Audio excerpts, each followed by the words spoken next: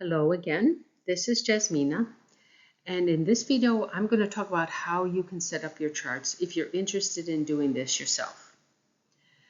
Now, I use a computer with a program, of course, but that program is not free. It's $500 a year, but you can do this with a satellite view, that is actual images, or perhaps a satellite map, which takes that image and analyzes where your house is. Or you can do it with something called a site plan, which will come from a building department. That is some jurisdiction that deals with permits in your area. And if you can find your house plans, and sometimes these are called developmental departments, it depends on your jurisdiction, but you can call the city or the county where you live and ask them who gives out building permits. It's that department that you need. Now, I like them because they're a lot more accurate and they're a lot easier to read because you don't have to deal with all the blurriness of the satellite and all the extra images, all the trees and everything. It makes it much harder to read on a satellite, but you can use it in most cases. There are some cases where you're too close to a dividing line and I don't trust the satellite, and I would need to see a site plan. Now, you'll need a ruler, a protractor, and the latitude and longitude of your place. It can be an apartment and you look at the apartment building as a whole, or it can be just a house. Either way, you're looking at the building as a whole. Now, with the latitude and longitude, you can find, or you can use my calculator on my website to find the UTM to true north correction. Now, if your correction is less than 5 degrees, you can usually ignore it because if you're using a protractor, it's very hard to get more refined than a half a degree. Very hard. And so most places actually don't have a huge correction. Now, once you have, let's say, in this case, I'm going to start with the site plan. If you can get a copy of your site plan, then you start by looking at finding this thing here. It's called a north arrow. It may not look exactly like this, but it will be clearly defined, at least on the site plan, where your north is. And actually, it is best if it's on an actual floor plan, because then you get to see your walls. That's what you really want to see. And you can actually, this will be the same on almost every drawing. And if it isn't, they have to tell you how they've changed it, because this is how you know how to build the house. So the first thing we need to do is square off the house or the building if it's an apartment. And basically the rule is any bump out totaling more than 1/3 the dimension is included as part of the house. So you wouldn't just say, okay, this is squared off right here, this is the house. That doesn't work. This area and this area together are more than 1/3, and you can measure it if you really need to, but I can tell it is. So this is the top edge. This outside edge of the building defines the top edge of the house. Down here, these two are more than 1/3, so it's this one that defines the bottom edge, because this is less than 1/3. So, but these together are more than 1/3, so it's this one. And then these sides are pretty easy. This is very small. Now there is a garage down here, but the garage is used just for the cars. It's not part of the house. But if you do convert this into living space, you would have to include it. So garages are a little tricky. If they're outside this box, don't worry about them. If they're inside, they do become part of your Feng Shui. And it's kind of a bummer because they're not terribly useful places. because you don't live in them. Now, what you need to do is draw this box. Now, these two lines are parallel to one another, hopefully. And if they're not, you've messed up. And then these two will be parallel to each other. So if you measure at the bottom and at the top, it's the same distance. And if it's on the left, to the right, and on the left, it's the same distance. That's how you know you're square. And then you just draw a line from corner to corner, and where they two cross, this is the center of your house for Feng Shui purposes. And everything in the San Yuan system is centered on that point where those two cross.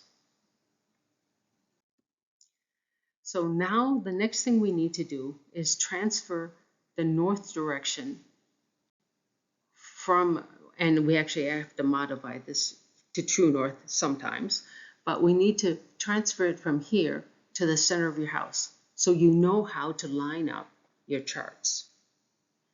So the first step is you need to use a ruler and draw from the base of the north arrow, however it looks, to the tip, because it always has an arrow somewhere. Now, this has to be done very carefully. You want to line this up as best you can, because any little error here will be amplified. So this is the most critical part, drawing this line. And you want to draw it out roughly 4 inches so that you can measure it with your protractor. That's why it has to be fairly long.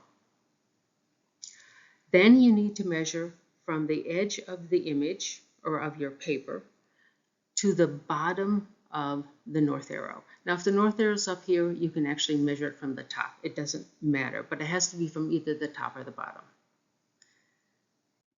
Then you need to repeat the measurement and then draw this line. So this line is parallel to the edge of the paper, and in most cases, the building will also be parallel to the edge of the paper, because that's how drawings usually work.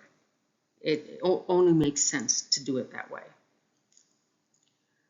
So now that you're here, you can measure this angle. And in this case, it happens to be 20 degrees. Now this is the UTM north angle. We still have to make the correction to true north, but before I do that, I want to show you how you would do this with a satellite image. So in satellite, if you're using Google Maps, it typically now sets up that UTM north is straight up. But if you do a walkthrough or do some other manipulation, sometimes you can modify what true north is. And when that happens, I'm not true north, UTM north is. When that happens, typically you will see a little compass-like thing in the upper right-hand corner of the Google Map image. And the last time I saw one, it had a yellow line with a circle around it. You need to click on that, and you should see the image rotate at least a little bit, and then that compass will vanish. That means you know you are in the UTM North view, and that's critical. You have to do that. But once you've done that, you can print it out. Then you measure, you do the same thing, you draw your boxes, do the X, measure this distance, and then repeat the distance up here. It doesn't look like it's the same distance, but it is. And then you draw a straight line. This is equivalent to where we were. This is the UTM North. And so now we're at the same stage we were if you had a site plan. So let's go back to this. Let's say the correction, the calculator says to add 1 degree. So we have to add a degree to this, which means if it says add, you need to rotate north counterclockwise. If it says subtract, you rotate it clockwise. It's a little confusing, but if you have this, it's actually a little bit easier. So here, this says 20 degrees. It said add 1, so this is 21 degrees. Now this, the red N, is true north. And this is what you need to find. Now, in the computer, I do this very quickly because I can just draw a line that's parallel to this, transfer it to here, and then rotate this with whatever correction the calculator says to do. Then I already have templates that have all the data that I need. And I just line up that north of that template with this north. So it's much easier in the computer. And in this case, for the satellite, again, it's just 1 degree off. So you just draw another line. And this is the true north. The true north is the red line, the red dotted line. Once you've got that, this is where, if you're going to do it by hand, it gets a little tricky. But you have the true north is right in the middle of north 2. So that's a 7.5 degrees and 7.5 degrees on each side of the north. That defines the subsector north 2. And then every other sector, this is 15 degrees, this is 15, and so forth. And so you can complete this. Now you will have a big mess here in the center. It's a little bit hard to do, but it can be done. If you are familiar with some drawing tools, you can actually do this without too much trouble. You don't necessarily need a program like I have, which is a CAD program, but this can be done even by hand. Now you will have this stage where you have all your subsectors marked out. And this, you can see that you can actually erase all the stuff that was with the north arrow, so that stuff can be done in pencil. But this should be done in pen because these are going to be permanent things. With this, you determine a couple of things. You need to determine the house's facing direction, and in this case, it is east 3, and it's because you can see that this line here is just tilted a little bit clockwise from straight down. You could also measure the angle from here to here, and you know that this is 7.5 degrees, and each one of these are 15 degrees, so we can tell what angle this sector is. And there are tables, I think I have tables somewhere, but there are tables that tell you this too. That is one important thing. The other very important thing is you need to know which subsector, not which general sector, but which subsector your main door is located in. And for an apartment or a condo, it's where your balcony or biggest window is. That is what you use that information for, is to determine your Chi-Men chart. For apartments, this is quite important. It's still important for houses, but this is dependent on the subsector.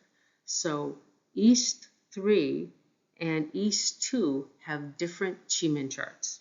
So you can't just guess. You need to know this pretty accurately.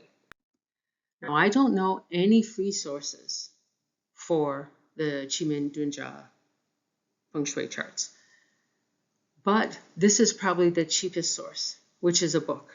Now, it's not a cheap book, but it's a lot cheaper than any of the softwares I know that will do this. The only one that I know that does this is $2,000 a year, and you have to pay for a full year. You can't pay for it by month. So that is painful. But this book is a lot cheaper. And if you have someone do the analysis for you, they should do the Chi-Men chart. And you should ask them whether or not they do it, because if they don't, they're an amateur, honestly, because this is an important chart whether you're in a house or an apartment. Now, at this stage, it's a very good idea to make a few copies, and you work on the copies. You don't work on this original, because you went through a lot of work to get to this stage. Now the copies will be distorted a little bit, but not enough to change anything. When you get that copy done, you can then start adding your flying star chart. Now, the way you determine which sector a room is in, it's based on what sector the majority of the room is in. So in the case of the kitchen, we have a little bit here, but we have a bigger part here. So the kitchen is in the 5-1 sector. And this is typically the way you refer to a sector. It's the sitting star, facing star. The base star does play a role, but it's not nearly as important. And it's just easier to say 5-2 than 5-3-2. So that's usually how it's done. The master bedroom is in the 9-5 sector. We don't care about the bathroom. This bedroom is in the 2-7 sector because most of it's there. This bedroom is in the 6-2 sector along with the front door. And this bedroom study is still in the 5-3 sector, just enough that it's in the 5-3 sector. And this is important because this is how we analyze your flying stars, based on the majority of the room in this pie chart type of a drawing. There's another thing that it does. It tells you what part of the kitchen that you do not want to place a range. And in this case, this is in the goat sector. So if there's anybody in your house with a goat anywhere in their Batzer chart, a range located here will be bad for them, will affect their health in a negative way. And this can only be done with this pie chart. So there's a lot we use with the pie chart. Now, if we go to the equal size sector map, this is what it would look like. So you just measure the distance of the red lines, divide them by 3, mark it on both sides, and just draw your lines. So it's pretty easy. And you can add your flying star chart. Interestingly, the kitchen now has a different chart. It's a 3-6 kitchen, not a 1-3. I mean a 5-3, 5-1, sorry, a 5-1. So, but that's wrong. It's really a 5-1. Now, if your house happens to be close to the center of anything, that is the subsector 2, you're much less likely to have a problem like this. So if this were truly east 2, we probably wouldn't have this same problem, that the kitchen changes. This bedroom also changes because now it is in this sector because it's just a little bit bigger on this side than on this side, but it's very close. And it's a lot easier to see what sector you're in when you have the pie chart. However, as I say here, it changes some of the identities, which is wrong. But we do use this to create small Tai Chi in each room. And it repeats this pattern, and you just divide the room into 9 sectors, and it's the same pattern. And we use this to determine the chi flow and to do chi manipulation. So the key number is here, the facing star where the main door is located. And in both this chart and in the pie chart, it's number 2. And this will determine how the energy flows through the house. Now, this house is actually not really very good, but I'm not going to go into any detail about that. If I were presented with this house, there'd be a pretty big recommendation or pretty likely recommendation to change the chart to a different period because this is a period 6 house. And that should improve the feng shui. But I'd have to look in detail whether to do it now before period 9 starts or wait until period 9 really starts. And that would be a whole nother thing. And I'm not going to cover any of it here. Now, I do talk about chi manipulation and chi flow in a whole nother video, so you can watch that if you want to know some details about that. So this is a summary. The pie chart is used for the majority of the stuff. It determines the facing direction of your house, and it determines the subsector of your main door, which determines your Chi-Man chart. It also determines what sector each room lie in, which one of the flying star chart pieces it lies in. It also determines your purple-white numbers and your Chi-Man properties for that particular room. And it determines the location where a range should not be placed.